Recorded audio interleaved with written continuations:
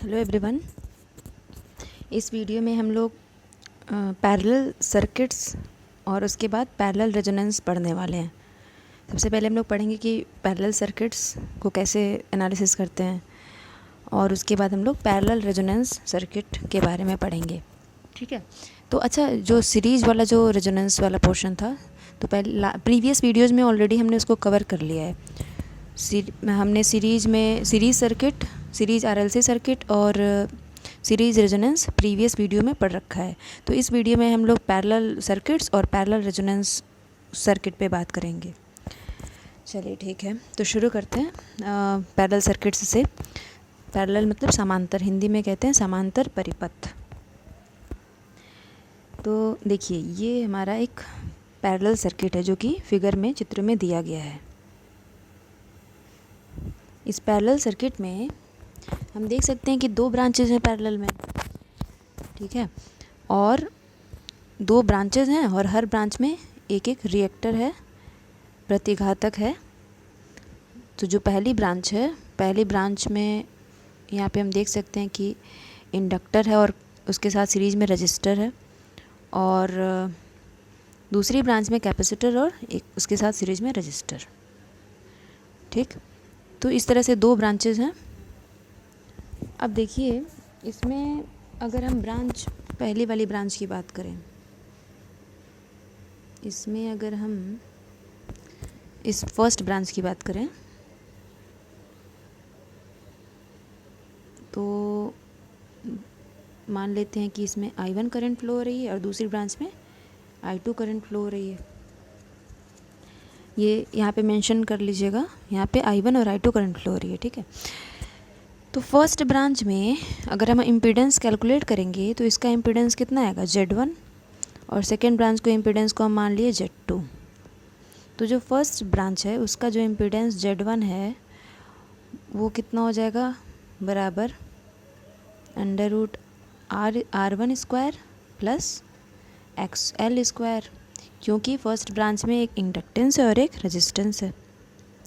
इसी तरह से अगर सेकेंड ब्रांच की बात करें तो सेकेंड ब्रांच का, ये वाली जो ब्रांच है इसमें रजिस्टर और कैपेसिटर लगा हुआ है, इसका कितना हो जाएगा इम्पीडेंस, Z2 बराबर हो जाएगा √R2 square plus XC square, ये हो जाएगा। ठीक है, अब देखिए, ये तो दोनों ब्रांचेस की इम्पीडेंस की बात हो गई। अब फर्स्ट ब्रांच में करंट कितना होगा, फर्स्ट ब्रांच में जो करंट हमने माना है I1, उस करंट का मान कितना होगा, तो I1 बराबर हो जाएगा टोटल वोल्टेज अपॉन Z1। तो जो अप्लाइड वोल्टेज हमारा V है, और V और फर्स्ट ब्रांच का इम्पीडेंस डिवाइड कर देंगे तो इससे हमको करंट I1 मिल जाएगी। तो V अपॉन Z1 हो जाएगा I1। अच्छा, cos phi1 कितना हो जाएगा, cos phi1 बराबर कितना हो जाएगा, जैसे हम जानते हैं कि cos phi किसके बराबर होता है, रेजिस्टेंस अपॉन इम्पीडेंस के बराबर। तो रेजिस्टेंस ऑफ फर्स्ट ब्रांच कितना है, R1 है, और इम्पीडेंस कितना है, Z1। तो cos phi हो जाएगा हमारा, cos phi1 हो जाएगा जो R1 और अपॉन Z1, ये फर्स्ट ब्रांच के लिए है। अब ज़रा सेकेंड ब्रांच की बात कर लेते हैं। तो मान लीजिए सेकेंड ब्रांच में करंट I2 फ्लो हो रही है, तो I2 बराबर क्या हो जाएगा, I2 बराबर हो जाएगा अप्लाइड वोल्टेज जो V है, क्योंकि पैरेलल में वोल्टेज तो उस ब्रांच का भी V ही होगा। ठीक है, V अपॉन कितना हो जाएगा, सेकेंड ब्रांच का इम्पीडेंस, तो V अपॉन Z2 हो जाएगा। और cos phi2 कितना होगा, cos phi2 जो हो जाएगा R2 upon Z2, cos phi2 हो जाएगा R2 अपॉन Z2। चलिए, ये बातें तो, ये तो बहुत बेसिक हमने दोनों ब्रांचेस के लिए, फर्स्ट और सेकंड ब्रांच के लिए हमने देख लिया। इम्पीडेंस कितना होगा, करंट कितना होगा और पावर फैक्टर कितना होगा, cos phi कितना होगा। ठीक, अब आगे बढ़ते हैं। तो देखिए, फर्स्ट ब्रांच की अगर हम बात करें तो फर्स्ट ब्रांच में क्या क्या है, एक रेजिस्टेंस और इंडक्टेंस इन सीरीज। तो इस तरह से जो फर्स्ट ब्रांच में जो करंट I1 होगी वो इस वोल्टेज से लीड करेगी कि लैग करेगी। ऑब्वियस सी बात है, इसमें एक इंडक्टर लगा हुआ है, तो ये RL सीरीज़ सर्किट की तरफ, मतलब RL सीरीज़ ये सर्किट की तरह है ना फर्स्ट ब्रांच में आर एल इन सीरीज, तो आर एल इन सीरीज अगर होता है कॉम्बिनेशन तो उस केस में करंट वोल्टेज से लैग करती है। कितना लैग करेगी, मान लिया जो हमने फाइव वन माना था तो फाइव वन लैग करती है, तो इस केस में जो करंट होगी वो फाइव वन लैगिंग होगी वोल्टेज से।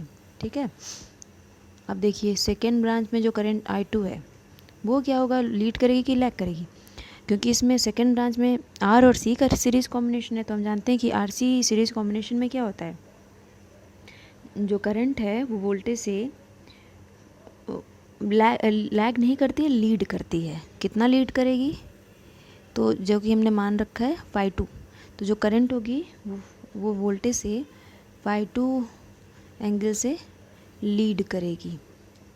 ठीक है, तो इसी को ध्यान में रखते हुए यहाँ पे हम लोगों ने ये फेजर डायग्राम बनाया है। देखिए ये जो फेजर डायग्राम हमने बनाया है अभी जो हमने डिस्कस किया उसी को ध्यान में रखते हुए, जिसको वो ये हमारी वोल्टेज हो गई अप्लाइड वोल्टेज, और फर्स्ट ब्रांच की करंट जो है आई वन, तो आई वन जो है वो 5 डिग्री 5 एंगल से लैग कर रही है करंट से, और जो आई टू है वो 5 एंगल से लीड कर रहा है करंट से।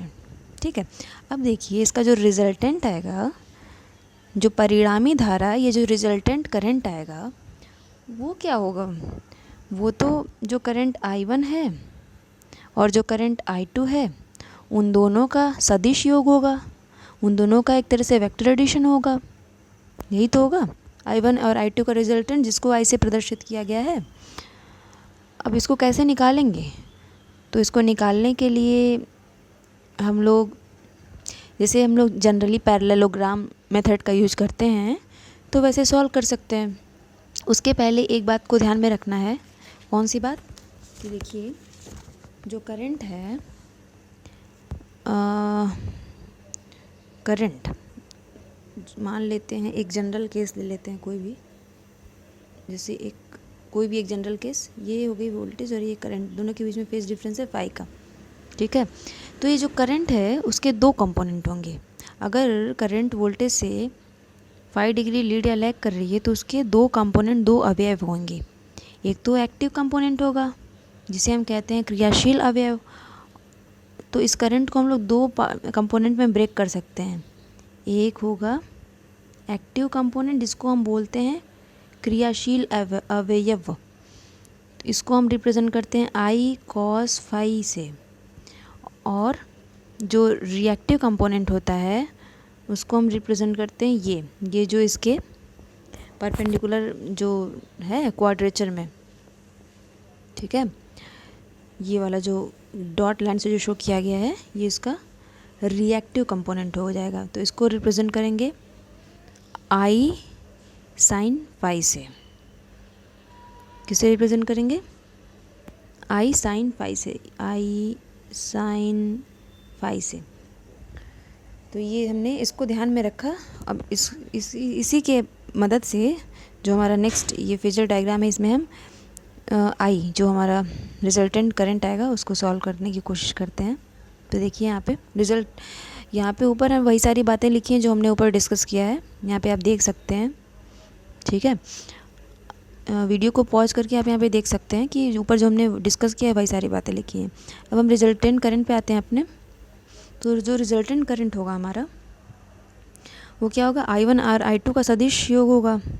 तो देखिए आई वन और आई टू को पहले उसके दो कंपोनेंट्स में ब्रेक करते हैं। तो शुरू करते हैं जो भी हमने अभी रिसेंटली देखा है। आई वन को ब्रेक करने के लिए एक तो इसका रिएक्टिव कंपोनेंट हो जाएगा I one sine five one, क्योंकि एंगल कितना है वोल्टेज और करंट के बीच का, आई वन और वी के बीच का वो एंगल कितना है, फाइव वन है। ठीक है, और देखिए जो यहाँ पे छूट गया एक्चुअली, यहाँ पे देखिए, तो इसका रिएक्टिव कंपोनेंट हो गया I one sine five one. अब इसका जो एक्टिव कंपोनेंट होगा आई वन का वो कितना होगा, वो होगा I one cos five one. इसको आप लोग ऐड कर लीजिएगा, इसमें यहाँ पे छूट गया है। ठीक है, तो इसका रिएक्टिव कंपोनेंट हो जाएगा I one cos five one.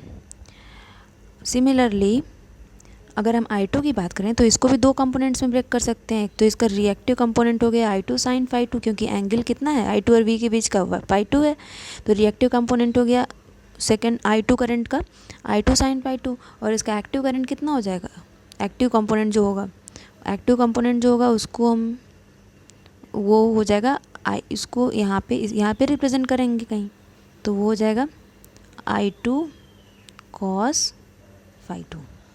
ठीक है, ये आपको ऐड करना पड़ेगा, यहाँ पे गलती से छूट गया है, तो इस डायग्राम में यहाँ पे क्या ऐड करना पड़ेगा, यहाँ पे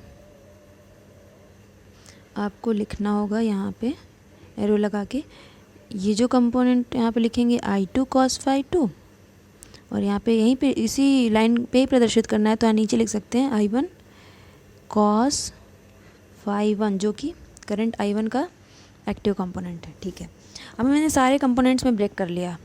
अब देखिए हमें रिजल्टेंट करंट चाहिए, तो रिजल्टेंट करंट कैसे फाइंड आउट करेंगे, रिजल्टेंट करंट के लिए हम क्या करेंगे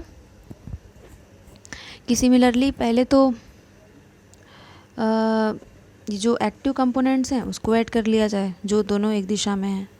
तो एक्टिव कंपोनेंट्स को ऐड करेंगे तो कितना आएगा I1 cos phi one, I1 cos phi one plus I2 cos phi two, जो कि यहाँ पे रिप्रेजेंट किया गया है। ठीक है, अब देखिए इसका जो करंट का जो रिजल्टेंट करंट का जो रिएक्टिव कंपोनेंट होगा वो कितना होगा, जो रिजल्टेंट करंट का रिएक्टिव कंपोनेंट होगा वो कितना होगा, हाँ वो कितना होगा, देखिए ये दोनों रिएक्टिव कंपोनेंट हैं I1 और I2 के, तो वो कितना हो जाएगा, अगर हम इसको पॉजिटिव मान रहे हैं तो I2 साइन फाई टू, और ये I1 साइन फाई वन इसके अपोजिट डायरेक्शन में, तो हो जाएगा minus I1 sine phi one.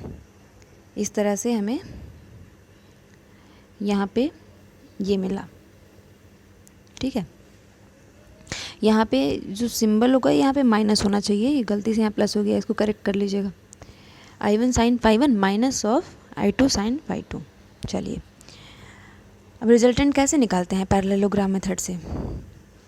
अगर हमारे पास दो कंपोनेंट्स हैं, एक कॉस रिएक्टिव और एक्टिव कंपोनेंट है, उसका रिजल्टेंट निकालना है, तो सिंपली हम क्या करेंगे, सिंपली हम करते ये हैं कि जैसे अगर इस कंपोनेंट को हमने बेस माना, तो जो दूसरा वाला है इसके सिरे से एक उस सेम लेंथ का उसके पैरेलल में यहाँ पे ड्रॉ करेंगे, और रिजल्टेंट के लिए हम क्या करेंगे, फर्स्ट जहाँ से शुरू हो रहा है और सेकंड जहाँ पे फिनिश हो रहा है दोनों को मिला देंगे। इस तरह से हमें रिजल्टेंट I करंट मिल जाएगा। ठीक, तो I जो करंट होगा वो कितना होता है, अगर हम याद करें रिजल्टेंट का जो फॉर्मूला, तो I बराबर क्या होता है, I बराबर हो जाएगा जो रिजल्टेंट करंट होगा वो ये जो दोनों कंपोनेंट्स हैं ना, पहले तो उनका स्क्वायर लेंगे और स्क्वायर करके उनको ऐड कर देंगे और उनका अंडर रूट ले लेंगे। कहने का मतलब ये है कि अगर x और y और ये मान लीजिए z, अगर इसका रिजल्टेंट हो तो z बराबर क्या हो जाएगा under root x square plus y square. तो यहाँ x क्या है, यहाँ x है I1 cos phi one plus I2 cos phi two, और y किस टर्म में है, I1 sine phi one minus of I2 sine phi two. चलिए तो बस सिंपल है, इसके बाद यहाँ पे सॉल्व कर लेते हैं। I बराबर क्या हो जाएगा, करंट जो रिजल्टेंट करंट का जो मैग्नीट्यूड हो जाएगा अंडर रूट में I1 cos phi one plus I2 cos phi two का whole square plus I2 sine phi two minus I1 sine phi one का होल स्क्वायर। ठीक, ये तो इसका मैग्नीट्यूड हो गया। मैग्नीट्यूड ऐसे सॉल्व करते हैं, और एंगल कैसे सॉल्व करते हैं, tan फाई का जो फॉर्मूला होता है, फाई बराबर होता है tan inverse y by x. तो इसमें y वाला पोर्शन क्या था, अभी हमने ऊपर जस्ट जो एग्जांपल कंसिडर किया था, I2 sine phi two minus I1 sine phi one, और x वाला I1 cos phi one plus I2 cos phi two. तो इस तरह से जो tan फाई क्या हो जाएगा, tan फाई बराबर हो जाएगा y बाई एक्स, या tan फाई बराबर हो जाएगा ये यहाँ पे लिखा है देख सकते हैं, I2 sine phi two minus I1 sine phi one upon I1 cos phi one plus I2 cos phi two. ठीक है, देखिए अब नेक्स्ट, अब इसी तरह से cos फाई कैसे निकालेंगे। cos फाई हम सिंपली इसी यहाँ से हम tan फाई भी निकाल सकते हैं और cos फाई भी आसानी से। देखिए यहाँ पे cos फाई बराबर क्या हो जाएगा, cos फाई बराबर हो जाएगा, cos फाई बराबर हो जाएगा आधार बटे कर्ण। आधार है I1 cos phi 1 plus I2 cos phi 2 और कर्ण है I। और इसी तरह से tan फाई क्या हो जाएगा, tan फाई हो जाएगा I1 cos phi 1 plus I2 cos phi 2। यहाँ पे जो हमने लिखा है, पहले हम यहाँ पे देखिए cos फाई 1, cos फाई कितना हो गया, I1 cos phi 1 plus I2 cos phi 2 upon I हो गया। इसी तरह से हमने यहाँ पे tan फाई भी कैलकुलेट कर लिया। तो tan फाई के लिए देखिए, tan फाई के लिए यहाँ पे जो लंब है ये परपेंडिकुलर हो गया, तो इसका मान कितना है, I1 sin phi 1 minus I2 sin phi 2। आधार कितना है, I1 cos phi 1 plus I2 cos phi 2। तो इसको हमने वैल्यू यहाँ पुट कर दिया, तो आ गया हमारा tan फाई बराबर I2 sin phi 2 minus I1 sin phi 1 upon I1 cos phi 1 plus I2 cos phi 2। ठीक, तो ये तो हमने देखा कि पैरेलल सर्किट को हमने बेसिकली समझा कि समांतर परिपथ को हम कैसे सॉल्व करते हैं, उसमें हम इम्पीडेंस कैसे कैलकुलेट करते हैं, उसमें हम एंगल कैसे कैलकुलेट करते हैं, करंट कैसे कैलकुलेट करते हैं। ठीक है, तो अच्छा, इस वीडियो में हम लोग इतना रहने देते हैं और नेक्स्ट वीडियो में हम लोग पैरेलल रेजोनेंस सर्किट पर बात करेंगे। इसके जस्ट नेक्स्ट वाला जो वीडियो होगा उसमें हम लोग पैरेलल रेजोनेंस सर्किट पर बात करेंगे। Okay, thank you.